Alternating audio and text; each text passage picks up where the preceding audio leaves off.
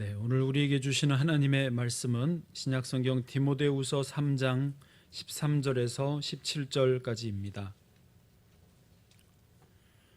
디모데후서 3장 13절에서 17절까지 하나님의 거룩하신 말씀을 제가 다 봉독해 드리겠습니다. 악한 사람들과 속이는 자들은 더욱 악하여져서 속이기도 하고 속기도 하나니, 그러나 너는 배우고 확신한 일에 거하라. 너는 내가 누구에게서 배운 것을 알며 또 어려서부터 성경을 알았나니, 성경은 능히 너로 하여금 그리스도 예수 안에 있는 믿음으로 말미암아 구원에 이르는 지혜가 있게 하느니라. 모든 성경은 하나님의 감동으로 된 것으로 교훈과 책망과 바르게 함과 의로 교육하기에 유익하니, 이는 하나님의 사람으로 온전하게 하며 모든 선한 일을 행할 능력을 갖추게 하려 함이라. 아멘. 우리는 하나님께 무엇을 기대하고 있을까요? 교회를 다니면서 이렇게 신앙생활을 하면서 우리가 하나님께 기대하는 바가 무엇인가 하는 것입니다. 어떤 분은 이 물질 문제 좀 해결해 주시면 좋겠다 하고 교회에 나오실 수도 있고, 나 병 좀 치료해 주시면 좋겠다 할 수도 있고, 자녀를 내가 어떻게 못하니 자녀 문제를 좀 해결해 주시면 좋겠다 하실 수도 있겠습니다. 이런 현실적인 문제를 넘어서서 나는 영혼의 구원을 위해 신앙생활을 한다, 영원한 천국에 입성하기 위해서 난 믿음의 길을 간다, 이런 분들도 역시 있겠습니다. 다 좋습니다. 하나님이 그 은혜 주시기를 원합니다. 그런데 성경을 통독하고 계속 읽어가면서 하나님이 우리에게 무엇을 주시려고 하는가, 하나님이 우리에게 기대하시는 바가 무언가가 분명해집니다. 그것은 하나님이 우리에게 주시려는 것은 우리가 하나님과 함께 거하는 자체입니다. 지금 신명기를 읽는 주간인데요, 광야 40년 세월 동안 아침마다 만나를 내려주셨습니다. 그게 뭐냐? 매일매일 하나님과 함께, 하나님의 말씀과 함께 생활을 해라는 그런 의미이죠. 광야 같은 세상, 날마다 하나님 말씀으로 살아라, 그거 아니겠습니까? 예수님의 이름도 임마누엘, 하나님이 우리와 함께 하신다. 그래서 성경을 읽는 사람이라면, 내가 말씀의 사람이다, 나는 말씀을 날마다 읽고 산다 라고 하신다면 인생의 목표, 신앙의 소망은 분명해집니다. 그것은 무엇입니까? 하나님과 함께하는 이 시간이 가장 소중하구나. 하나님, 주님 안에 있는 이 자체가, 이 순간이 내 인생에서 가장 완벽한 상태이로구나. 이것을 깨닫고 받아들이게 된다라는 것이죠. 다시 말해서 성경을 날마다 읽는다라고 하는 말의 의미는 성경을 완벽하게 이해한다가 아닙니다. 성경을 빠짐없이 놓치지 않고 다 읽어낸다, 성경 완독한다, 목표 달성이 있는 게 아닙니다. 성경을 날마다 읽는다는 것은 말 그대로 날마다 평생 동안 하나님의 말씀을 통해서 하나님과 함께 거하는 것입니다.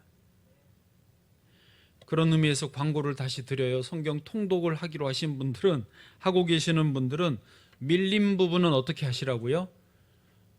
넘어가세요. 밀린 거를 읽어야 되는데 저거 못 읽었네, 3일치 밀렸네, 어떡하냐 그러면서 마음에 부담 갖고 불편하고 죄책감이 시달리는 것은 하나님의 뜻이 아닙니다. 넘어가세요.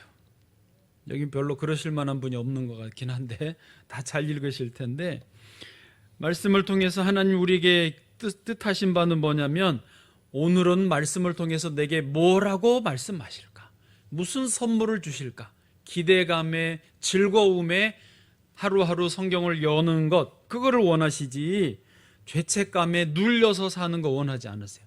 다시 말해요, 밀린 거는 넘어가세요. 드라마 바이블 틀어놓고 지 혼자 말하라고 그러고 들리든지 안 들리든지 다 읽었으면 보고하세요. 방장님은 다 읽었다고. 그러고는 매일매일 읽는 게 중요하다니까요. 아멘을 하시는.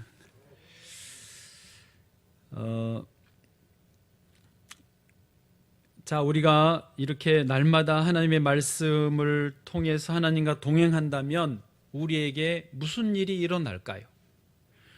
여기에 초점을 맞추어야 됩니다. 우리가 날마다 아침마다 말씀을 읽으면 내 인생에 어떤 변화가 일어날까? 하나님이 어떤 선물을 주실까? 여기에 초점을 맞춰야 돼요. 일단은 하나님 입장에서 정말 기뻐하실 것 같습니다. 왜요? 우리를 창조하신 목적 자체가 하나님과 교제하고 하나님을 예배하도록 만드셨는데 그 목적을 아침마다 우리가 달성해 드리니까 너무 기쁘신 것이죠. 그리고 더 나아가서 두 번째로 기뻐하심 가운데 우리에게 특별한 선물을 주실 거예요. 좀 비유가 유치하지만 제가 유아유치부에 만약에 가서 앉아 있다고 해봐요. 목사가 앉았는데, 어른이 앉았는데 웬 한 아이가, 저는 잘 모르는데 얘가 저를 보고 저한테 이렇게 뒤뚱뒤뚱 걸어와서는 제 무릎에 앉았어요. 그리고 저하고 같이 앉아 있는 거를 얘가 좋아하는 거예요. 가지도 않아요. 그냥 여기 앉아서 계속 노는 거예요. 그럼 제가 기분이 좋아요, 안 좋아요? 좋아요. 깜짝이야. 너무 기분 좋죠. 그리고 기분 좋으면서 끝나겠어요? 얘에게 뭐라도 주고 싶은 거예요. 얘에게 맞는 거, 정말 필요한 거, 도움될 거를 주고 싶지 않겠습니까? 하나님도 마찬가지. 우리가 하나님 앞에 앉아서 말씀을 듣고 그냥 그 자체를 즐거워하면 하나님이 기뻐하시고 기분 좋아하시고 뭐라도 주신다고요. 그게 지금 오늘 말씀드리려고 하는 선물입니다. 말씀이 주시는 선물이에요. 하나님은 우리에게 어떤 선물을 주실까요? 오늘 성경 본문에 의하면 세 가지로 분류가 되어 있습니다. 여러분 눈으로 보시고요. 첫 번째가 뭐냐면 그리스도 예수 안에 있는 믿음으로 말미암아 구원에 이르는 지혜입니다. 첫 번째, 그러니까 성경을 읽으면 예수님을 알게 하고 예수님 믿게 해서 구원에 이르는 지혜가 있게 하셔요. 한마디로 예수 믿고 구원 얻게 해주신다. 이게 성경이 주시는 첫 번째 선물이에요. 다 구원을 얻으신 줄 믿습니다. 두 번째 주시는 선물이 뭐냐면 우리 인생에 유익함을 주신다고 했어요. 교훈과 책망과 바르게 함과 의로 교육하기에 합당하게, 이런 이제 내용들인데 인생에 꼭 필요한 교훈과 메시지들을 주시는 거예요. 지난 3월에 서초동에 있는 사랑의 교회에서 미국의 전 부통령 마이크 펜스 부통령이 와서 신앙 간증을 하셨어요. 여러분, 저는 가보지도 못하고 나중에 그걸 알고 영상으로 잠깐 그 간증을 들었는데, 아무래도 인물이다 보니까 간증하는 내용이 차원이 다르긴 해요. 국가적인, 역사적인, 좀 세계적인 관점에서, 그러나 하나님이 자기에게 어떻게 대학 때 은혜를 주셨는지, 그래서 정치를 하지만 어떻게 하나님의 뜻대로 하려고 애를 쓰는지를 간증하는 내용을 잠깐 들었습니다. 기회 되시면 여러분도 찾아서 들어보시는 거 괜찮아요. 대단하죠. 어쨌든 최고의 부통령을 지닌 분이 간증을 하니까 하나님의 관점으로 이게 새롭게 해석이 되고 보여지는, 한마디 한마디가 얼마나 귀한지 모르겠어요. 그런데요, 성경 말씀은 하나님이 직접 하시는 말씀이에요. 그러니까 부통령이 하시는 말씀도 참 귀하지만 성경은 거기에 비하면 그런 하나님의 말씀이기 때문에, 부통령도 미안하지만 사람이잖아요. 하나님의 말씀과는 비할 바가 못 되는 거예요. 그러한 어마어마한 교훈과 책망과 바르게 함과 의로 교육함으로 우리에게 인생의 유익함을 주시는 거예요. 그 말씀, 그게 선물이죠. 마지막 세 번째 선물은 뭐냐? 모든 선한 일을 행할 능력을 갖추게 하십니다.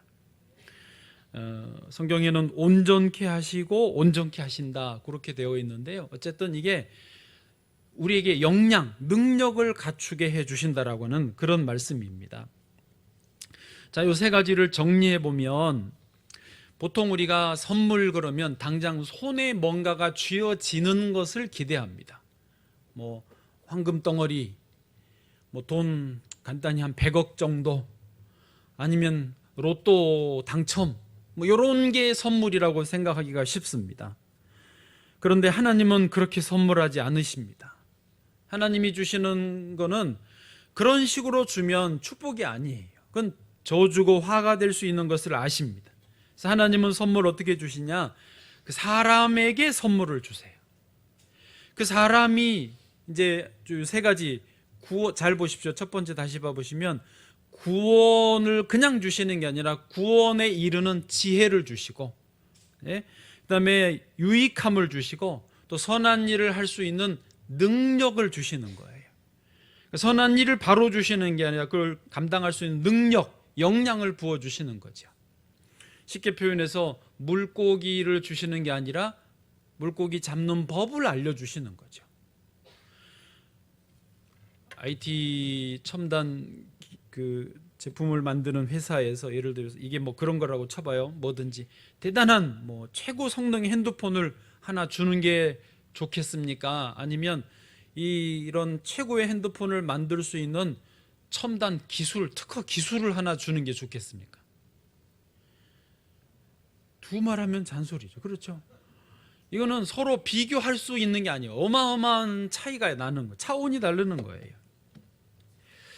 이스라엘은요, 그 면적이 우리나라의 경상도 땅 정도 면적이라고 합니다.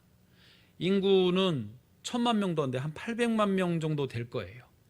그리고 땅덩이도 작은데 한 70%는 사막이에요. 그런데 그 이스라엘 사람들이 지금 예를 들면 첨단 특허 기술을 얼마나 많이 가지고 있는지 몰라요. 미국의 나스닥에 상장이 되어 있는 기업의 수가 유럽 국가들이 상장해 있는 그 기업들보다 더 많아요. 저 뒤쪽에 추우신 것 같은데? 더워요? 춥죠, 조금. 네. 뒤에 거 꺼주시는 게 좋을 거예요. 앞에만 켜놓으시면 돼요. 여기는 가운을 입어서 더워요. 네, 그래서 뒤는 꺼버리면 될 것 같습니다. 그래서 하나만 켜면 됩니다. 어떻게 하라고요? 하나만 켜면 된다고요. 네. 이스라엘이 나스닥에 그렇게 많이 있습니다. 그런데 땅 크기도 작고 인구도 작은데 어떻게 이런 엄청난 역량을 발휘하는가? 이스라엘의 역사에서 이거를 이해할 수 있습니다. 수천 년 동안 나라 없이 땅도 없이 이렇게 이방 땅에서 살았습니다. 워낙에 부지런하고 하나님 은혜 주시니까 땅도 사고 좋은 집도 짓고 또 돈을 모아서 금도 사가지고 집 안에 보관을 해놨습니다. 근데 사람들이 보고 시기 질투가 나니까 핑계를 대고 이유를 만들어서 뺏는 거예요. 땅도 내놔라, 우리 땅인데 왜 사냐, 집 그 좋은데 우리가 살겠다. 또 그냥 금 가지고 도망가려고 그러니까 다 탈탈 털어서 금덩이도 뺏어버립니다. 그래서 이스라엘 사람들이 절대 뺏기지 않을 수 있는 게 뭐냐, 그게 지혜다, 그게 지식이다, 그게 기술이다. 그래서 어디든지 가서 또 시작하면 금세 일어설 수 있는 그런 뺏기지 않는 지혜와 지식과 기술을 체득하고 가르쳐 전수하기 시작한 것입니다. 그러다 보니까 지금 이스라엘이요, 어마어마한 거예요. 이번에 자료를 보니까 이제는 전쟁에서도 우크라이나 이 전쟁을 통해서 탱크고 미사일이고 뭐 총이고 이제 거의 필요 없는 시기가 됐다는 거예요. 컴퓨터, 그것도 소프트웨어, 그 핵심 기술만 가지면 거의 앉아가지고 전쟁을 이길 수 있을 거라고 보고 그쪽으로만 지금 가더라고요. 뭐 이렇게 비유해서 죄송하지만 어떤 분은 일당 30만 원을 받습니다. 일당 30만 원이면 싼 거 아닙니다. 그렇죠? 그런데 어떤 분은 시간당 30만 원을 받습니다. 배 아프죠? 근데 손흥민 선수 같은 경우는 그냥 그 연봉 주급으로 계산하니까 하루에 3천만 원을 받습니다.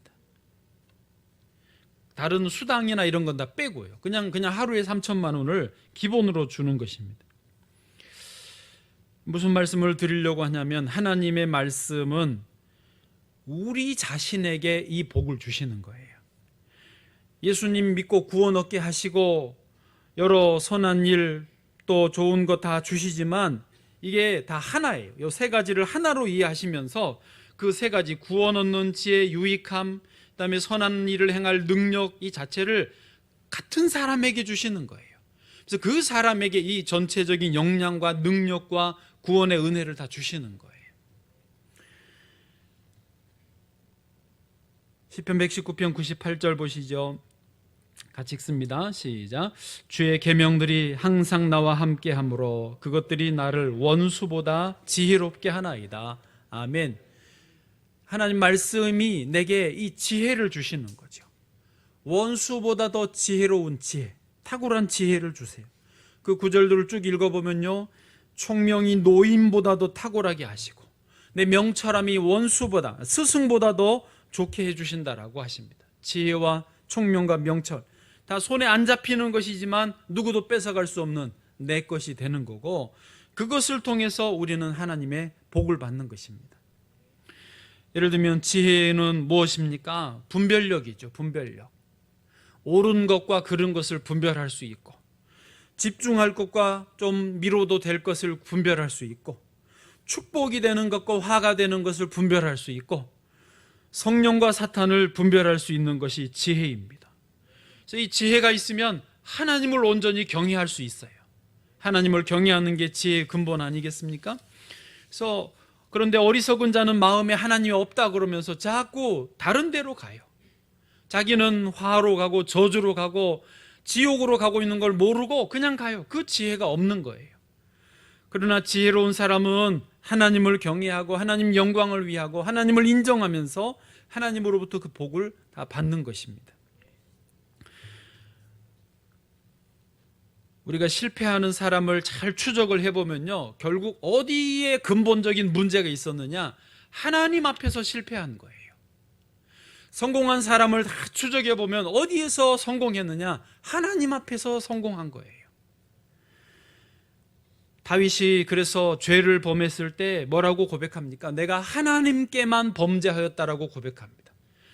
사람에게 범죄를 안 했다라는 의미가 아니고 그가 근본적으로 하나님 앞에서 잘못되었기 때문에 이와 같은 밧세바 문제가 생겼다라고 근본을 말하는 것입니다.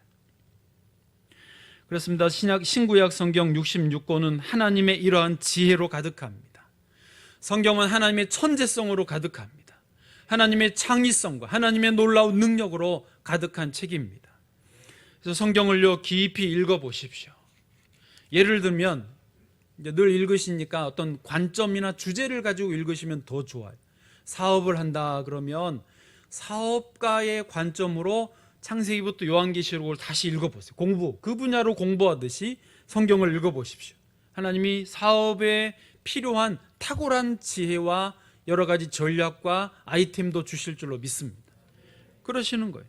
교육에 관련된 일을 한다 그러면 교육자의 관점으로 성경을 다시 읽고 그걸 공부를 해봐요. 교육 철학, 교육 방법론, 교육 평가까지 다 여기서 나오는 거예요. 결혼에 대해서, 가정에 대해서 공부해야 하셔요. 성경으로 공부하셔야 돼요. 그냥 좋은 놈만 만나면 잘 살 수 있다, 뭐 예쁜 사람 만나면 행복할 것이다, 아닙니다. 좋은 놈 만나도 준비 안 되면 좋은 놈이 더 이상 아니에요. 이렇게 표현이 자꾸 이상한데 하여튼 내 생각이에요. 그거는 준비가 돼야 되는데 하나님의 말씀으로 가장 완벽한 모델을 찾아야 돼요. 나는 남편으로서 어떻게 해야 될 것인가, 아버지로서 어떻게 해야 될 것인가, 아내로서, 엄마로서, 또 할머니로서 뭘 어떻게 해야 되는가를 말씀으로 내가 준비가 돼야 되는 거죠. 하나님은 그렇게 해서 복을 주시니까요. 여호수아 1장 8절 보시겠습니다. 같이요. 시작. 이 율법책을 내 입에서 떠나지 말게 하며 주야로 그것을 묵상하여 그 안에 기록된 대로 다 지켜 행하라. 그리하면 내 길이 평탄하게 될 것이며 내가 형통하리라. 아멘. 여러분 뒷부분을 잘 보시면 우리가 쉽게 하나님이 내 길을 평탄하게 해주실 것이다, 그게 아닙니다. 너의 길이 평탄하게 될 거라고 말씀하세요. 또 하나님이 나를 형통하게 해주실 것이다 라고 흔히들 생각하지만 잘 보세요. 너가 형통할 거라는 거예요. 여기에는요 하나님의 말씀을 통해서 내가 복을 받은 사람이 되고 내가 역량과 지혜와 준비된 그릇이 있어서 내가 내 길을 평탄하게 하고 내가 형통한 사람이 되는 것을 말하는 거예요. 이 부분을 혼돈하시면 안 됩니다. 우리 가정이 행복하게 되는 것, 하나님이 가정을 행복하게 해주시는 게 아니고 엄밀히 따지면, 그 메커니즘을 따지면요, 우리가 말씀으로 준비되어서 행복한 가정을 만드는 거예요. 나는 내 맘대로 살면서 가정이 왜 이 모양이냐 하면 안 돼요. 나는 내 맘대로 살면서 왜 나는 물질의 복을 안 주냐고 하나님 원망하면 안 돼요. 말씀 속에서 그 역량을 내가 갖춰야 돼요. 여러분, 무당한테 찾아가면 어떻게 하죠? 일단 복채를 내야 되겠죠. 많이 낼수록 그 점괘가 좋게 나온다는 설이 있습니다만 안 해봐서 모르겠어요. 어쨌든 무당에게 찾아가면 하는 게 그럼 돈 주고 점을 쳐줍니다. 돈 주면 동쪽으로 가면 귀인을 만난다, 뭐 이런 소리 하고, 이사하는 날은 언제 며칠 날 해야 된다. 그 다른 날 하면 뭐 재수에 온 붙는다, 뭐 이러면서 하고, 애군을 물리쳐 준다고 합니다. 뭐 다 좋아요. 그런데 뭐가 없냐? 그 사람, 내가 변화되는 건 없어요. 내가 할 일은 그냥 돈만 내고 시키는 대로만 하면 되는 거예요. 여러분, 신앙생활 하면서 하나님 앞에서 우리가 그런 식으로 하면 안 됩니다. 하나님은 나를 훈련시켜서 나에게 복을 주시려고 하는데, 나는 바뀌려고 하지 않고 나는 변화되려고 하지 않고, 하나님 내게 복 주세요, 주려고 해도 다 쏟아져 버려요. 모세도 하나님이 40년을 광야에서 훈련을 시키고 80에 지도자로 세우셨습니다. 야곱도, 사기꾼 야곱도 20년 동안 외삼촌 밑에서 훈련받고 연단받고 시험받고 그 거친 다음에 이제 겸손한 이스라엘로 하나님이 복을 부어 주시는 거예요. 하나님이 복을 주시는 방식을 알아야 됩니다. 그래서 성경을 읽으실 때 현상과 원리를 좀 구별해야 됩니다. 현상은 뭐예요? 그 나타나는 현상이에요. 그것만 내게 이루어지기를 원하는데 원리를 이해해야 됩니다. 원리로 접근을 해야 돼요. 행복한 가정의 원리는 무엇인가? 형통한 사업의 원리는 무엇인가? 건강한 인생의 원리는 무엇인가를 이해하고 그렇게 적용을 해가야 되는 거죠. 상황이 다 다른데 말이죠. 사람이 다른데 말이죠. 그래서 원리를 듣는 게 지혜로운 것입니다. 예를 들면 신명기 8장 18절, 눈이 확 띄실 거예요. 같이 읽어보세요. 시작. 내 하나님 여호와를 기억하라. 그가 내게 재물 얻을 능력을 주셨습니다. 여기까지만 읽어도 되잖아요. 그가 내게 재물 얻을 능력을 주셨습니다. 잘 보십시오. 재물을 주셨다는 거예요? 아니죠. 재물 얻을 능력을 주셨다는 것이죠. 그래서 그 원리를 이해하고 그 사고방식, 돌아가는 원리를 이해하면, 내가 그 사고방식을 이해하면 얼마든지 재물을 얻게 된다라고 하는 것입니다. 축복을 받는 사고방식이 있습니다. 예를 들면 그 성경에서도 돈이 모이는 곳에 돈이 모여요. 달란트 비유만 봐보십시오. 5달란트, 2달란트, 1달란트를 맡기고 다녀오셨는데 주인이 5달란트 맡은 자는 또 다른 5달란트를 남겨서 몇 달란트 있습니까? 10달란트. 그런데 2달란트는 4달란트 됐고 1달란트 가진 사람은 하나밖에 없지 않습니까? 결론은 어떻게 됩니까?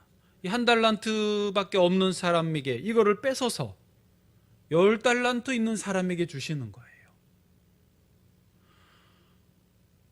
이 사람의 생각으로는 불공평한 것처럼 보이지만 아니요, 이게 하나님의 어떤 예를 들면 물질이 돌아가는 원리라는 거예요.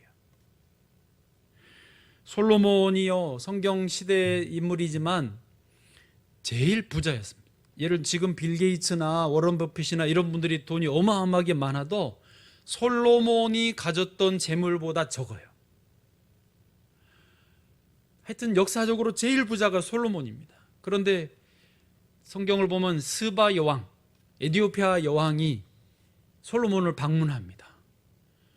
그리고는 금 120달란트를 선물을 줘요. 누구에게? 솔로몬에게. 이게 참 따지고 보면 말이 안 되는데 그게 돌아가는 원리가 그렇다라는 거예요. 그래서 성경을 읽으면서 이런 거를 지혜로 배우시고 이걸 깨달아야 되는 거예요. 저도 목회를 시작하면서 성경 읽고 계속 이 영적으로 말씀 안에서 하나님이 내가 뭘 하기를 원하시는지, 뭘 준비해야 되는지 계속 배웠어요. 물질도 있는 곳에 물질이 오는 것처럼 사람도 보니까요, 사람이 모이는 곳에 사람이 모여요. 하나님 복을 주시면 사람들을 모으게, 이스라엘 민족을 모아주시고요, 저주를 내리시면 민족을 흩어버리시더라고요. 목회적으로 사람이 모여야 목회가 되니까 하나님 앞에 사람이 모이는 것에 대해 굉장히 기도를 많이 했어요.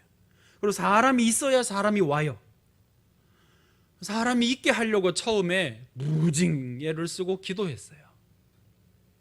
또 보니까 예수님이 소문을 많이, 예수님이 내신 게 아니라 예수님 소문이 막 나더라고요. 그거는 하나님이 하시는 일이거든요. 제가 이 동네에 우리 명성비전교회 좋은 소문 나기를 얼마나 많이 기도했는지 몰라요. 나가서 전도하는 것도 중요한데 소문이 나면 사람들이 오더라고요. 소문 때문에 예수님 처신도 못하게 사람들이 많이 왔어요. 그런 원리들이 있어요. 주는 자가 복이 있다. 주니까 자꾸 또 더 많아지는 거예요. 그런 거. 목회를 하면서 어쨌든 저는 목회자로서 그런 원리들을 성경 안에서 찾고 저의 상황에 맞게 적용을 하면서 목회를 하는 거죠. 하나님 앞에서 여러분 각자가 깨닫기를 축복합니다. 이제 마지막으로 16절 말씀, 오늘 성경 16절 말씀 보겠습니다. 같이 읽겠습니다. 시작. 모든 성경은 하나님의 감동으로 된 것으로 교훈과 책망과 바르게 함과 의로 교육하기에 유익하니. 아멘. 성경을 여러분 어떤 마음으로 대하셔야 되겠습니까? 모든 성경은 하나님의 감동으로 된 것입니다. 다시 말합니다. 모든 성경은 하나님의 감동으로 된 것입니다. 놀라운 말씀입니다. 여기 하나님의 감동으로 되었다는 헬라어로 테오푸뉴스토스입니다. 테오가 테오스, 하나님이라는 말이고요. 바로 그게 한 단어예요. 테오푸뉴스토스. 테오가 하나님이고 푸뉴스토스가 바람이 불다, 호흡을 불어넣다, 그런 말입니다. 그래서 테오푸뉴스토스는 하나님이 하고 호흡을 영으로 불어넣으셔서 이 성경을 기록을 하게 하셨다라는 거예요. 이거를 이제 그 유기적 영감설이라고 제자훈련 때 배우셨을 텐데, 성경이 기록되고 이렇게 66권 정경이 완성된 데에는 테오푸뉴스토스, 하나님께서 영을 불어넣으셔서 된 거예요. 그래서 모든 성경은 하나님의 감동으로 된 거예요. 이건 그냥 낡은 책, 박물관에 있어야 될 책, 옛날 역사책 아닙니다. 지금도 살아계신 하나님이 영으로 불어넣으셔서 이루어진 하나님 말씀 책입니다. 그런데요, 이 말씀이, 이 내용이 우리 인간을 만드실 때의 원리하고 같아요. 창세기 2장 7절을 보시면은요, 여호와 하나님이 땅의 흙으로 사람을 지으시고, 사람 모양을 흙으로 이렇게 만드셨어요. 그리고는 생기를 그 코에 불어 넣으시니 사람이 생명이 된지라. 여기는 구약 성경은 히브리어서 언어 자체는 다르지만 내용은 똑같아요. 원리가 같아요. 사람도 하나님이 하고 생기를 영으로 불어넣어 주셔서 우리에게 생명, 밑에 각주로는 생명이라고 되어 있는데 생명이 우리에게 들어왔어요. 그러니까 사람을 만드신 원리도 하나님이 영을 불어넣으신 것이고, 하나님의 말씀 책을 만드신 원리도 영을 불어넣어서 만드신 거예요. 그렇기 때문에 우리가 말씀을 읽는다라고 하는 것은 성령이 우리 안에서 역사하시게 하는 아주 중요한 통로가 되는 것입니다. 영으로 만들어진 책을 영으로 만들어진 사람이 읽을 때 우리 안에서 하나님의 영이신 성령님이 왕성하게 활동할 수 있게 되어지는 거예요. 하나님의 성령이 충만하게 되어지는 것입니다. 그런 의미에서 아침마다 20분, 30분씩 시간을 내서 성경 말씀을 읽고 잠깐 동안 묵상하고 기도해 보십시오. 내 안에 내가 느끼든지 못 느끼든지 하나님의 영이신 성령님이 내게 하고 그날 하루를 살아갈 수 있는 생명을 부어주실 것입니다. 성령이 역사하시는 것을 날마다 체험하는 거예요. 그리고 그런 삶을 아침마다 하루하루 살고 한 주 살고 1년 살고 평생을 살아가는 것이 하나님이 우리에게 기대하시는 삶의 모습이라는 것이죠. 지금 세상 사람들은 하나님을 잘 인정하지 못합니다. 하나님이 없다라고 생각하고 하나님 없는 삶을 삽니다. 하나님이 없다 보니까 자기가 하나님이 되고 자기가 주인이 되고 자기를 사랑하는 자기만을 위한 삶을 사는 경우들이 많습니다. 디모데후서 3장에 같은 3장의 1절부터 보면 그런 내용이 2000년 전에 쓰여졌는데 어쩌면 지금과 똑같은지 몰라요. 너는 이것을 알라 말세에 고통하는 때가 이르러. 2절 보십시오. 지금 사람과 똑같아요. 사람들이 자기를 사랑하며 돈을 사랑하며 자랑하며 돈 있는 것들은이라고 할 뻔했는데 돈 있는 사람들은 자랑을 하고 싶어가지고 또 그래서 교만하며 비방하며 부모를 거역하며 감사하지 아니하며 거룩하지 아니하며 3절 무정하며 원통함을 풀지 아니하며 모함하며 절제하지 못하며 사나우며 선한 것을 좋아하지 아니하며 뒤에도 쭉 있는데요. 결국 하나님을 부정해버리면 하나님을 부인해버리면 결국은 자기가 주인이 되고 하나님이 되어서 이렇게 자랑하고 자기 교만하고 비교해서 열등감 갖고 우월감 갖고 한심한 모습들을 보이는 거예요. 요즘에 한참 아파트 사면 돈 된다, 주식 사면 돈 된다, 코인 사면 돈 된다 그래가지고 영끌족들이 있었습니다. 영혼을 끌어모아서 샀어요. 근데 또 금리가 막 올라가니까 밤에 잠을 못 잔다고 합니다. 하나님이 없으니까 그게 엉뚱한데 인생을 거는 영혼을 거기다 쏟아 붓는 거예요. 참 표현이 오묘합니다. 영끌족 말도 잘 만들어요. 그러나 우리는 하나님의 성령이 있는 분들이라면 영혼을 끌어모아서 하나님의 말씀에 우리 인생을 투자해야 될 줄로 믿습니다. 다시 말하지만 말씀은 성령으로 기록되었기 때문에 말씀을 읽을 때 성령의 조명을 받고 말씀 안에서 그 깊은 원리와 비밀을 깨닫게 되는 줄로 믿습니다. 쓰레기가 우리 안에 들어오면 우리 입에서 쓰레기가 나오고 우리 삶도 쓰레기 같은 삶이 될 수밖에 없습니다. 그러나 하나님의 말씀, 진리의 말씀이 내 안에 들어오면 내 입에서 나오는 말도 하나님 말씀이고 내 삶도 말씀의 표준에 맞는 삶을 살게 되는 것입니다. 할렐루야. 그래서 평소에 무슨 말을 하는가를 들어보면 성경을 얼마나 읽는지, 뭘 즐겨 보는지, 어디에 마음이 가 있는지를 알 수 있어요. 왜? 마음에 가득한 것을 입으로 말하니까요. 음식 이야기만 많이 하면 그러시구나. 돈 이야기만 많이 하면 그러시구나. 하나님 말씀 이야기 많이 하면 할렐루야 알 수 있는 거예요. 여러분 전에도 말씀드렸지만 그 와중에도 혹시 입술로 자꾸 불평하고 부정적인 말하고 남 험담하는 말 많이 하는 분들은 어떻게 하시라고요? 거리를 두세요. 미안하지만 내가 그 영향을 받기 때문에 거리를 두세요. 멀리 하세요.